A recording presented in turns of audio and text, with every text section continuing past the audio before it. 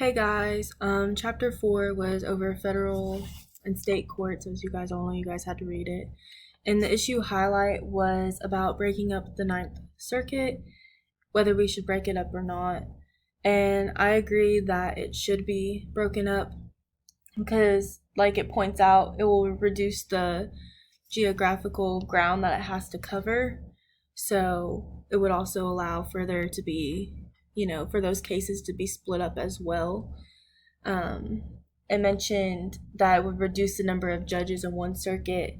And what I basically wrote down in my notes was that if it would make both parties happy, like splitting up the circuit, like why is this not something that is being considered? Because these judges are termed for life. So is it just one of those things like, hey, we're an authority, we're here for life, like you can move if you don't like it type deal? I don't know. There was also mention of adding more judges. Well, this sounds great in theory, but if they're just adding more judges that still share either liberal or conservative views, it's just adding more to the problem. Like in my opinion, like you're still stuck with the same problem, you just have more of it now.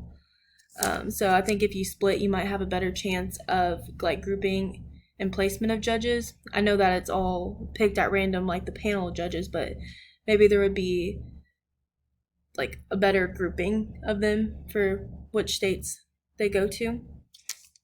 There was a mention, mentioned that it's difficult to determine if a state is liberal or conservative depending on the issue, which I understand, but obviously they know that they have this issue, so somebody must know like what these states are leaning towards. And then there was mentioning of that the Ninth Circuit is what's often heard in the U.S. Supreme Court, which, yeah, there's a lot of cases because of how much geographical area that it covers. But like if you split it up, this would allow for other cases to be heard and maybe ones just be centralized to the Ninth Circuit. So there was that. That was my opinion on that. Something that relates sort of kind of to my job is the overview of the criminal process. The only difference for like my line of work is that search warrants are actually called petitions, and this is for juveniles. We don't call them warrants. And our booking's a little different. We actually don't take their fingerprints. So if they need their fingerprints taken, like somebody else has to come and do it. We can't do it. But other than that, everything else is pretty much the same. Something that I wasn't aware, which kind of sounds silly now, like talking about it, is that sentencing is not immediate. And I don't know why I thought that once the judge said like, hey, you're guilty, this is your sentence, blah blah blah blah, like I was not aware that there was a process like that had to be done with this. So that was quite interesting to me.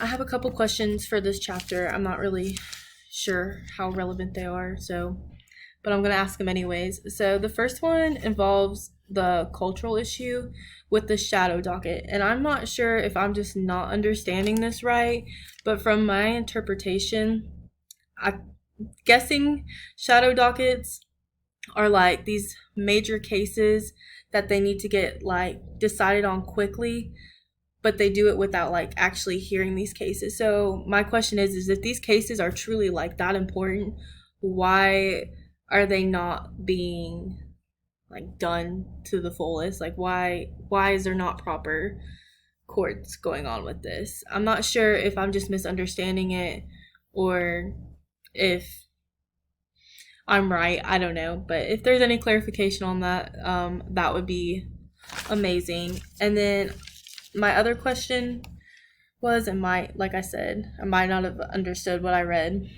was the time limit for filing a habeas petition. So in our book, it says that there's no time limit for this.